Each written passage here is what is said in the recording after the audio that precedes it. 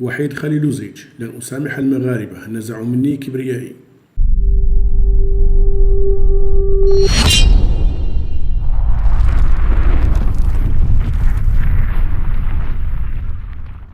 اعتبر المدرب الفرنسي البوسني وحيد خليلوزيتش أنه تم نزع كبريائه منه بعد إقالته من منصبه مدربا للمنتخب المغربي هذا الصيف وحرمانه من قيادته في مونديال 2022 الذي تألق فيه أسود الأطلس. وقال خليلوزيتش ذو 70 عاما لموقع الأخبار الكرواتي في بورتال HR: لقد نزعوا مني كبريائي، لا يمكنني أن أنسى ذلك ولا يمكنني أن أسامحهم، لأنه كان يجب أن يكون المونديال بمثابة نهاية مسيرتي التدريبية أيضا.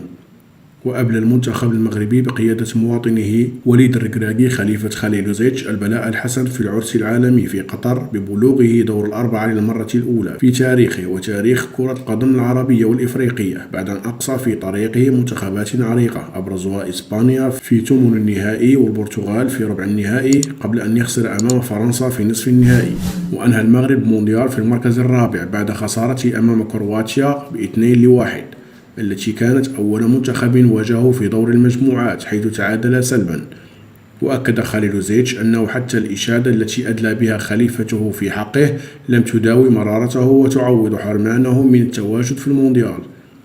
وأقيل المدرب السابق لباريس سان جيرمان الفرنسي الذي استلم الإدارة الفنية لأسود الأطلس عام 2019 من منصبه أواخر غشت بسبب إصراره على الاستمرار في استبعاد نجم تشيلسي الإنجليزي حكيم زياش عن المنتخب بسبب مشاكل انضباطية. وكان الاتحاد المغربي كرة القدم قد تطرق وقتها إلى انفصال ودي بسبب اختلاف وجهات النظر حول استعداد أسود الأطلس. وتألق حكيم زياش بشكل لافت في المونديال القطري ولعب دورا كبيرا في بلوغ أسود الأطلس نصف النهائي، حيث افتتح التسجيل في المباراة ضد كندا 2-1 في الجولة الثالثة الأخيرة في دور المجموعات، وساهم في بلوغه ثمن النهائي للمرة الثانية في تاريخه بعد الأولى سنة 1986 في المكسيك. كما سجل حكيم زياش الركلة الترجيحية الثانية في مرمى إسبانيا في ثمن النهائي، وقاد المغرب إلى ربع النهائي للمرة الأولى في تاريخه. وكان زياش ذو 29 عاما من العناصر غير المرحب بها من قبل خليلوزيتش، فأعلن اعتزاله دوليا بسبب ذلك، بل كان أحد الأسباب التي أدت إلى إقالة المدرب البوسني الفرنسي من منصبه. ودفع خليلوزيتش ثمن تعنته باستبعاد حكيم زياش رغم مطالبة الجماهير المغربية بضرورة الاستعانة بخبرته وموهبته وخدماته في ظل غياب الإبداع في خط وسط أسود الأطلس، خصوصا عقب الخسارة المذلة أمام الولايات المتحدة بثلاثية نظيفة وديا في يونيو الماضي.